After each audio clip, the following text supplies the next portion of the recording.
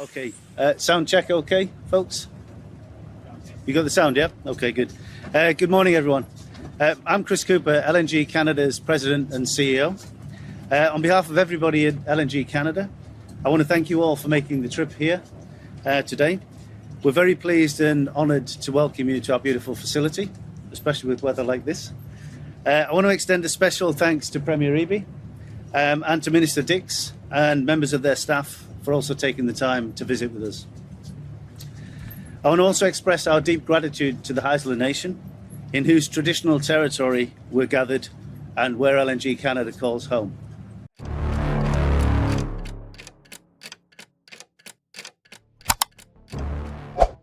외교적 거부는 단순히 공급 경로를 차단한 것이 아니라 에너지 상호 의존의 제도적 경로에 구조적 변화를 드러냈다. 기술적 결정이 제도적 동인 역할을 수행하며 조용히 확고해 보였던 경로를 변경하는 상황이 존재한다. 2026년 1월 10일 미국 정부는 캐나다 총리실에 액화 천연가스 LNG 공급 조건에 대한 긴급 조정을 요청하는 공식 서한을 보냈다. 이 요청은 에너지부에서 발의되었으나 대통령 서명이 담긴 메모가 동봉되었다. 내용은 직설적이었다. 워싱턴은 국내 공급 부족 심화와 가격 급등에 즉각적인 대응이 필요했다. 캐나다의 답변은 요청을 거부했을 뿐만 아니라 지난 2년간 구축해온 전략적 결정을 공개했다. 마크 카니 총리실은 캐나다의 액화 천연가스 수출이 아시아 파트너들과의 장기 계약을 우선시할 것이며 이러한 상업적 재편은 단기 및 중기적으로 되돌릴 수 없다고 밝혔다. 거절 외에도 이 조치는 30년 이상 지속된 북미에서 가장 긴밀히 통합된 두 경제 간의 자동적 연계 논리를 처음으로 중단시킨 외교적 전환점을 공고히 했다. 이 사건의 영향은 당시 회의실 안에서 벌어진 일에 그치지 않았다. 미국 에너지정보청 EIA이 공개한 자료에 따르면 2025년 1월부터 연말까지 미국의 캐나다산 천연가스 수입량은 40% 감소했다. 운영 측면에서는 11 90억 입방피트에서 54억 입방피트로 줄었다. 이는 1989년 자유무역협정 발효 이후 전례 없는 급격한 감소다. 갈등은 8월 미국이 캐나다산 광범위한 제품군에 35% 관세를 부과하면서 시작됐는데 특히 화석연료 및 에너지 파생 상품에 10%의 별도 세율을 적용했다. 이 조치는 국가안보 위험을 이유로 국제비상경제권한법 International Emergency Economic Powers Act에 근거해 정당화됐다. 캐나다 정부는 대칭적 보복이 아닌 10년 내 양국 간 무역 규모를 절반으로 줄이는 구조적 재편 정책으로 대응했다. 11월 케니 총리는 에너지 수출 구조를 미주 대륙 밖으로 전환하기 위한 1,160억 달러 규모의 투자 계획을 공개했다. 1월 초 이 계획은 실행에 옮겨졌다. 브리티시 컬럼비아주 키티마의 터미널에서 출발한 첫 액화 천연가스 LNG 선적이 한국 인천항에 입항했다. 이 터미널을 운영하는 글로벌 대기업 컨소시엄은 이미 설치 용량 확대를 발표했으며 연말까지 2배로 늘릴 계획이다. 키티멧 외에도 일본 및 기타 아시아 시장에 북미보다 높은 가격으로 직접 수출할 수 있는 크시, 리심스 터미널 등 다른 전략적 프로젝트들도 가속화되고 있다. 이러한 움직임의 지정학적 함의는 미국 규제기관들의 반응을 통해 더욱 선명하게 드러나기 시작했다. 연방에너지규제위원회 FERC는 텍사스와 루이지애나에 건설 예정인 신규 LNG 터미널의 허가 일정을 재검토하기 시작했으며 물류 병목 현상과 공급 계약 재조정 필요성을 예상하고 있다. 미국 소비자 관점에서 그 영향은 이미 가정용 천연가스 요금에 나타나고 있으며 특히 미네소타, 미시간, 오하이오 등 가정의 50% 이상이 난방용으로 천연가스에 직접 의존하는 주에서 두드러집니다. 에너지정보청 EIA 자체 전망에 따르면 2026년 1분기 가정용 비용이 평균 28% 상승할 것으로 추정됩니다. 이와 동시에 화학, 비료, 산업용 플라스틱 등 가스를 원료로 사용하는 산업계에서는 공급망에 대한 압박이 보고되고 있습니다. 그레이트 레이크스 산업벨트의 중견 기업들은 에너지 비용 상승과 공급 예측 불가능성에 따른 운영상의 어려움을 이미 시사하고 있습니다. 이 문제는 기술적 영역에서 정치적 영역으로 옮겨가고 있다. 의회 긴급회의에는 행정부가 채택한 현 관세 전략으로 인한 직접적 경제적 손실을 주장하는 주지사 및 산업 주 대표들이 참석했다. 그중 백악관과 전통적으로 동맹을 맺어온 주의 공화당 지도자들은 관세 압박 정책의 역효과를 의문시하기 시작했다. 최근 성명에서 펜실베이니아 주지사는 캐나다 공급 감소가 현재 속도로 지속될 경우 주내 소규모 산업에 미치는 영향이 체계적일 것이라고 시사했습니다. 비록 성명이 더 강한 표현을 피했지만 그 톤은 현재 무역정책 운영에 대한 정치적 지지 기반의 중요한 전환을 반영합니다. 상황의 복잡성은 지속적인 주의를 요구한다. 기술적 결정이 제도적 파장을 일으키면서 이러한 전개들을 개별 사건이 아닌 진행 중인 과정의 일부로 이해할 필요성이 점점 더 커지고 있다. 바로 이를 위해 이 채널이 존재한다. 발전 중인 긴장 관계를 통합적으로 해석하고 분석적으로 추적하기 위해서다. 캐나다의 부정적 반응은 단순한 물류 차질이 아니었다. 이는 양국 간 무역계층 구조의 근본적 재편을 드러냈으며 새로운 이해관계 축을 바탕으로 대륙적 에너지 관계를 재구성할 잠재력을 지닌 사건이었다. 이러한 맥락에서 캐나다의 재포지셔닝은 더 이상 고립된 외교적 제스처가 아닌보다 광범위한 제도적 수렴에 일부러 이해된다. 법적 근거, 의회 지원 및 이미 체결된 국제 계약을 바탕으로 에너지 인프라 재편을 추진함으로써 캐나다 정부는 미국 규제 체계와의 점진적 분리 작업을 시작했다. 이 전략의 기반은 두 가지 핵심 도구로 집중된다. 첫째는 주요 프로젝트 사무소, Major Projects Office로 전략적 대규모 사업의 심사를 가속화하는 기관이며 그 권한은 2025년 9월 행정명령으로 확대되었다. 둘째는 공공기관과 민간 기업 간의 컨소시엄 금융 모델로 아시아 시장에서 통합 운영된다. 이러한 구조 덕분에 KC 리심스 터미널과 같은 프로젝트들은 전통적인 논리로는 5년 이상 소요되었을 일정을 앞당겨 진행할 수 있었다. 이 시점부터 캐나다의 에너지 정책은 단순한 산업 정책을 넘어 지리경제적 재편의 동력으로 기능하기 시작했다. 이러한 수렴은 아시아 컨소시엄과 체결된 계약이 국무부 관련 분석가들로부터 명시적인 우려를 불러일으킨 이유를 이해하는 데 도움이 된다.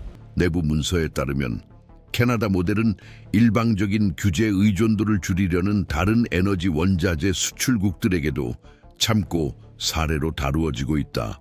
전통적으로 예측 가능한 파트너로 여겨져 온 캐나다가 15년 이상의 기간과 지역 독점 조항을 포함한 공급 계약으로 전환하고 있다는 사실은 많은 미국 외교관들에게 2000년대 초 노르웨이가 유럽 시장을 희생시키면서 동아시아와의 장기 계약을 우선시하기 시작한 것과 유사한 전환점으로 인식된다.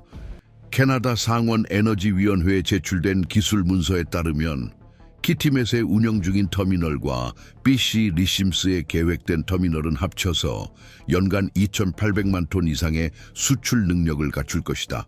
이는 하루 약 37억 입방피트에 해당하며 이 물량은 이전에는 대부분 미국 시장으로 향했다. 한편 미국 에너지정보청 EIA는 2026년 전망치를 수정했다. 건조 천연가스 생산 증가율은 이전 주기 4% 이상에서 1% 조금 넘게로 둔화될 전망이다. 이러한 둔화는 국내 수요가 인공지능, AI, 데이터 센터, 고밀도 컴퓨팅 단지, 걸프 연안에 건설 중인 신규 수출 터미널 등 새로운 소비 중심지에 의해 압박받는 시점에 발생하고 있습니다.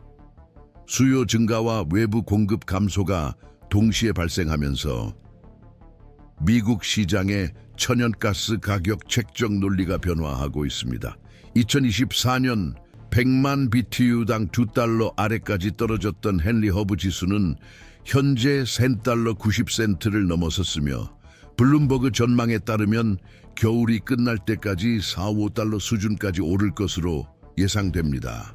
업계 분석가들에 따르면 이러한 움직임의 일부는 캐나다 유입량 감소에서 직접 기인합니다. 도미노 효과는 이미 여러 산업 분야에 미치고 있다. 다우케미칼과 US 스틸 같은 기업들은 2025년 4분기 실적 보고서에서 가스 가격 변동성으로 인한 운영 비용에 상당한 영향을 보고했다. 전력 부문에서는 듀크 에너지와 서던 컴퍼니, 사우던 컴퍼니 같은 기업들이 에너지 포트폴리오를 재검토하며 이전에는 경제성이 없다고 여겨졌던 풍력 및 태양광 프로젝트를 우선순위로 삼겠다고 발표했다. 이러한 계산 방식의 변화는 단순히 환경적 신념을 반영한 것이 아니라 현재 가스 시장의 불안정한 규제 환경에서 벗어나려는 실용적인 시도이다. 그럼에도 재생 가능 대체 에너지는 즉각적인 효과를 내지 못합니다. 전환에는 시간이 걸리며 인허가, 투자 건설에 달려 있습니다. 이러한 프로젝트가 가동되기 전까지 소비자와 산업 부문은 가격 변동과 공급 불확실성에 계속 노출될 것입니다. 이러한 변화는 국제 에너지 안보 논쟁에도 영향을 미치기 시작했습니다. 2025년 말 베를린에서 행한 연설에서 독일 총리는 미국과의 에너지 관계 불안정을 명시적으로 언급하며 아프리카 및 중동 공급업체와의 협력 강화 필요성을 추가 근거로 제시했습니다. 이러한 맥락에서 캐나다에 대한 언급은 비록 간접적이긴 하지만 다른 글로벌 행위자들도 공유하는 인식을 시사한다. 가장 예측 가능한 파트너들조차 미국을 우선적인 목적지로 간주하지 않을 때 체계적 위험에 대한 인식은 확산되는 경향이 있다. 유라시아 그룹이 발표한 2026년 주요 위험 요소 보고서는 캐나다의 에너지 재편을 미국 무역 정책의 불안정 요인으로 연간 목록에 처음으로 포함시켰다. 이 문서에 따르면 현 행정부가 채택한 관세 접근법은 캐나다의 다각화를 억제하는 데 실패했을 뿐만 아니라 이전에 초기 단계에 있던 결정들을 가속화했다. 이 분석은 필립 벨레거 같은 전문가들의 관찰로 뒷받침된다. 그는 2026년 1월 발표된 분석에서 미국이 에너지 부문에서 구조적 취약성 시나리오로 무의식적으로 나아가고 있다고 주장했다. 베를레거가 사용한 용어인 구조적 취약성 속으로의 몽유병적 행진 (Sleepwalking into Structural Vulnerability)은 주요 신문 사설에서 재차 인용되며 통제 불능에 대한 인식이 기술계 외부로 확산되기 시작했음을 시사한다. 핵심 비판은 IEEPA와 같은 장치에 기반한 비상조치가 불안정한 환경에서 장기화될 경우 오히려 원하는 효과와 정반대의 결과를 초래한다는 점이다. 안보를 강화하기는커녕 예측 가능성을 훼손하고 파트너들의 방어적 전략을 부추긴다. 이러한 시나리오에서 이 캐나다는 고립된 행위자가 아닌 보다 광범위한 재편의 종합적 사례로 부상한다. 이 주제의 복잡성은 지속적인 관심을 요구한다. 경제적 결정이 정치적 법적 역학과 어떻게 얽혀 있는지 이해하고자 제도적 과정을 주시하는 이들에게 정보 습득은 필수적이다. 본 채널은 이러한 상세한 추적을 약속하며 변화하는 층위를 체계적으로 분석해 제공한다. 캐나다 정부가 주도하는 일련의 조치는 아직 시행 단계에 있지만 이미 다중 수준에서 흐름, 기대치, 전략적 예측을 변화시켰습니다. 그리고 미국의 제도적 체계는 적응 능력에도 불구하고 이러한 전환에 대한 일관된 대응을 여전히 모색 중입니다. 캐나다와 미국의 최근 결정이 단순한 무역 긴장의 한 에피소드에 불과한지 아니면 더 근본적인 제도적 변화의 시작인지에 대해서는 다양한 해석이 존재한다. 그러나 이러한 의견 차이와는 별개로 미국 경제 정책에서 비상 메커니즘의 사용을 주시하는 에너지 분야 전문가들과 법률가들 사이에서 한 가지 진단이 점점 더 일관되게 반복되고 있다. 예측 가능성이 중심성을 상실했다는 것이다. 안정적이라고 여겨졌던 축이 이동했다. 그리고 많은 분석가들에게 이 이동은 외부 비상 상황을 위해 고안된 도구가 캐나다와 나 같은 전략적 파트너에 대한 관세 부과를 정당화하는 반복적 근거로 사용되기 시작했을 때 명백해졌다. 기술 자문 보고서와 전략국제문제연구소 CSIS 같은 분석기관들의 평가에 따르면 이러한 상황에서 국제비상경제권한법 IEEPA의 장기적 사용은 되돌리기 어려운 선례로 묘사되기 시작했다. 핵심은 이 장치가 일반적인 무역협상 도구로 기능하도록 만들어진 것이 아니라는 점이다. 이는 임박한 위협이나 전략적 예외 상황만을 위해 설계되었다. 이러한 성격의 메커니즘이 관세 분야로 전환되면 시스템은 위험한 제도적 신호를 보내게 됩니다. 정치적 환경이 요구할 때 예외적인 조치가 운영 규칙이 될 수 있다는 것입니다. 그리고 바로 이러한 논리의 변화가 지난 10월 이후 미국 상원 논의를 지배하고 있습니다. 최근 청문회에서 법률가들과 분석가들은 한 가지 특정 측면을 강조했습니다. 문제는 적용된 관세나 영향을 받은 제품에 국한되지 않습니다. 문제는 이 방법이 전달하는 제도적 메시지입니다. 이 전문가들에 따르면 국제비상경제권한법을 경제조치의 근거로 반복적으로 사용하는 것은 국가 안보와 경제 전략 사이에 실질적 경계를 침식하여 탄력적인 정당화의 장을 만들어냅니다. 그들의 해석에 따르면 이는 행정부의 재량권을 확대할 뿐만 아니라 무역 파트너들이 예측 가능한 규칙에 기반해 계약을 계획할 수 있는 능력을 저하시킵니다.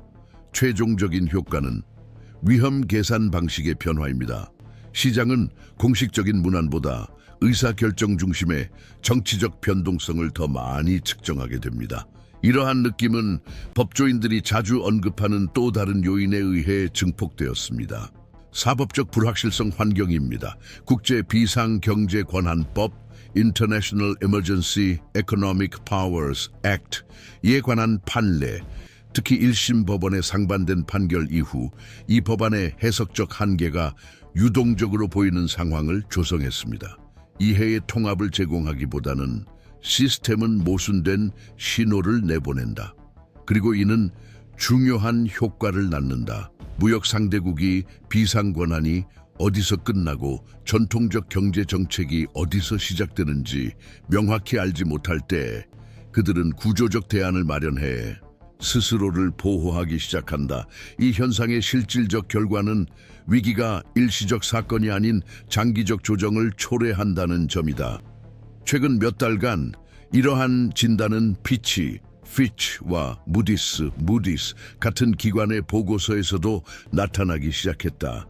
미국의 신용 등급은 여전히 높지만 보고서에는 무역 외교 정책 운영의 제도적 불안정성에 대한 보다 명시적인 경고가 포함되기 시작했다. 이러한 보고서와 병행 분석에서 캐나다 사례는 교훈적인 예시로 활용됩니다. 전략적 제품에 대한 관세 부과와 같이 국내 문제로 제시된 결정들이 수십 년에 걸쳐 구축된 상호 의존 네트워크를 약화시키는 체계적 반응을 유발할 수 있다는 점입니다. 그리고 이런 일이 발생할 때 손실은 단순히 상업적 차원에 그치지 않습니다. 안정적인 국제관계에 가장 가치 있는 요소인 신뢰와 예측 가능성을 훼손하기 때문에 제도적 차원의 손실입니다. 이러한 맥락에서 이 사건이 신뢰도 시험으로 변모했다는 해석이 힘을 얻고 있다. 컬럼비아 대학의 캐트린 저지 같은 경제학자와 법학자들은 핵심 쟁점이 특별한 수단이 압박 수단으로 활용되기 시작할 때 미국이 안정적인 무역 약속을 유지할 수 있는 능력이라고 주장해왔다. 저지는 캐나다가 시장 다각화와 의존도 감소를 위한 자체적인 이유가 있었더라도 이 과정을 가속화한 요소는 다자간 협력 논리를 따르지 않는 일방적 조치로 인한 예측 불가능성이었다고 주장한다. 따라서 캐나다의 재편은 단순한 반응이 아닌 예방적 전략으로 해석된다. 따라서 분쟁은 미래로 옮겨갑니다. 캐나다가 구조적으로 미국 시장에서 얼마나 오래 물러나 있을지에 대해서는 합의가 없습니다. 일부 관측통들은 아시아를 겨냥한 터미널 확장의 가장 격렬한 단계가 끝난 후, 특히 2026년 선거 주기 이후 워싱턴이 입장을 바꾼다면 캐나다가 미국에 대한 판매 공간을 재개할 수 있을 것이라고 평가한다. 이 흐름은 재구성을 긴장된 환경에 의해 주도된 중간 단계로 본다. 그러나 다른 분석가들은 이 움직임이 되돌릴 수 없는 지점을 넘어섰다고 주장한다. 이 관점에 따르면 아시아 시장과 체결된 장기 계약과 이미 인프라 및 물류에 투자된 자금은 구조적 재편을 시사한다. 이는 미국 행정부의 변화조차도 이전 패턴으로의 복귀를 보장하지 못할 것임을 의미한다.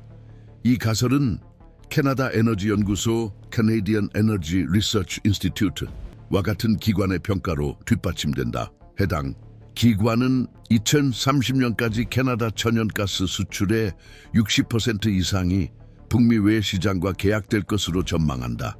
이러한 계약이 체결되고 운영되면 정치적 결정이 아닌 계약적 물류적 현실로 인해 되돌릴 여지가 줄어든다. 미국 내에서도 이러한 역학에 대한 입법적 대응에 대한 논의가 확대되고 있다. 의회 검토법 Congressional Review Act을 통한 관세 차단 시도는 상원에서 통과되었으나 하원에서 부결되었다. 이 결과는 중요한 신호로 해석되었다. 행정부가 비상조치를 발동할 때 의회는 일방적 조치를 되돌리거나 제한하는 데 실질적 장벽에 직면한다는 것이다. 백악관 전 고문인 캐스 선스타인 같은 법학자들은 이러한 패턴의 반복이 입법부의 심의 역할을 무력화시키고 국가 정책으로서 일관된 무역 정책 수립을 어렵게 한다고 주장한다. 예측 가능한 규칙 대신 예외의 순환으로 국가가 운영되는 환경이 조성되는 것이다. 이러한 진단은 이미 국제 포럼에서도 회자되기 시작했다.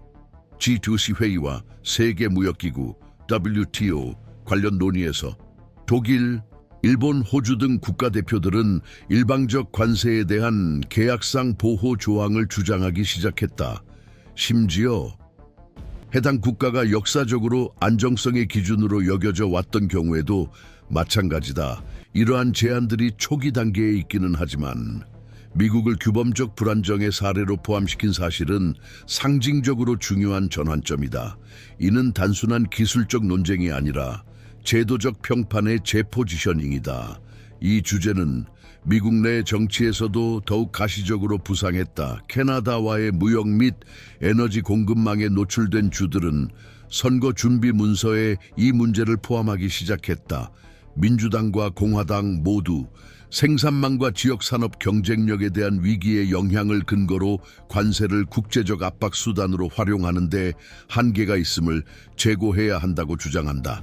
이 영향이 가격, 공급 산업 비용에 미치기 시작하는 순간 이 주제는 외교적 차원을 벗어나 선거적 차원으로 전환됩니다. 이 때문에 분석가들은 향후 30밴드 90일이 캐나다의 재포지셔닝이 표준으로 정착할지 아니면 타협의 여지가 있을지 가늠하는 결정적 시기가 될 것이라고 지적합니다. 운영 측면에서는 물류 일정이 중요한 변수입니다.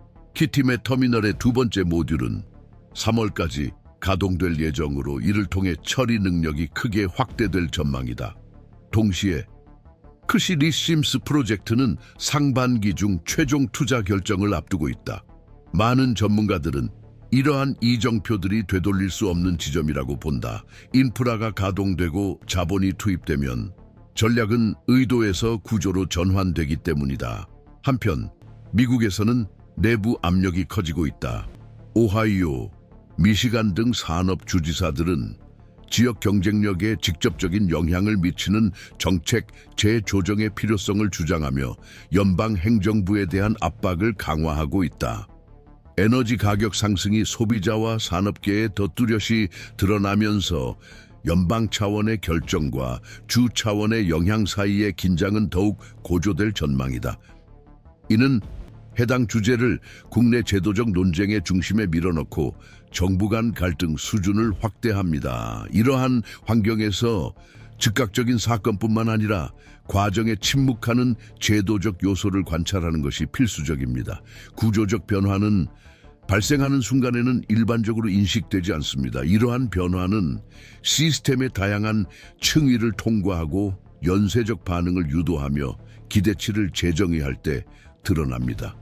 그리고 캐나다와 미국의 경우 그 양상은 단순한 협상 실패나 고립된 관세 위기를 넘어선다. 이는 두 역사적 파트너 간 예측 가능성 패턴의 체계적 변화가 드러난 것으로 그 영향은 여전히 시장 입법자 국제동맹에 의해 처리되고 있다.